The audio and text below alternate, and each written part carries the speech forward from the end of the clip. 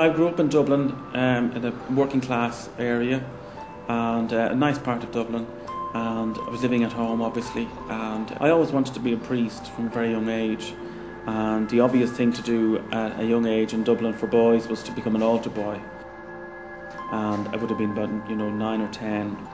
And then Father Payne, he didn't wear black at all, and he only wore his collar occasionally.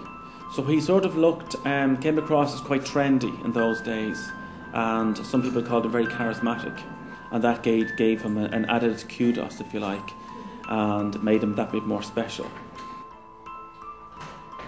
Normally during the summertime there'd be an 8 o'clock morning mass, but there would be no altar boys at it. But he asked the sacristan in the church to ask for a couple of boys to serve the mass. I think he asked for a couple of boys in particular. And so I was happy to be asked to do it, and I went around and did it. So that gave him a way to have me down at the house on my own, and then he would start sort of putting his arms around you, or giving you a hug, and maybe tickling you then. And over time it ended up sitting on his couch, and you'd be watching television. So it ended up basically with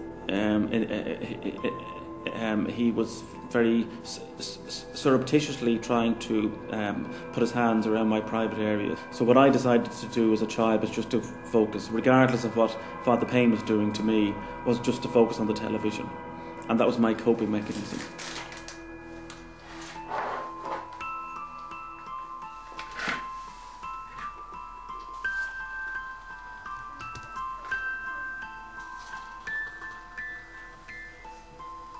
I was born in Dublin, grew up in Dublin. I had one brother, an older brother, and my mum and dad, and my father's parents. We grew up all together in the one house.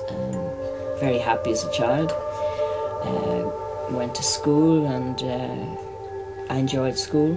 And then I became ill with osteomyelitis in my arm, and I had to go into hospital.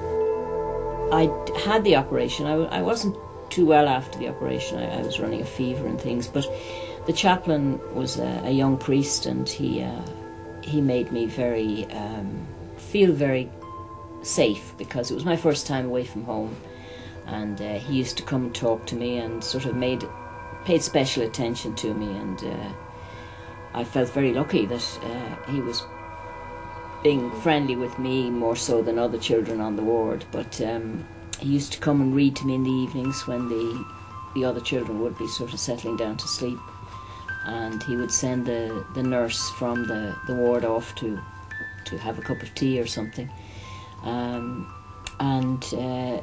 the reading developed into he wanted to play games of a certain type, and that gave him eventually access to me, and on the pretext of playing a game, he began to interfere with me physically and then sexually, and basically he was abusing me sexually.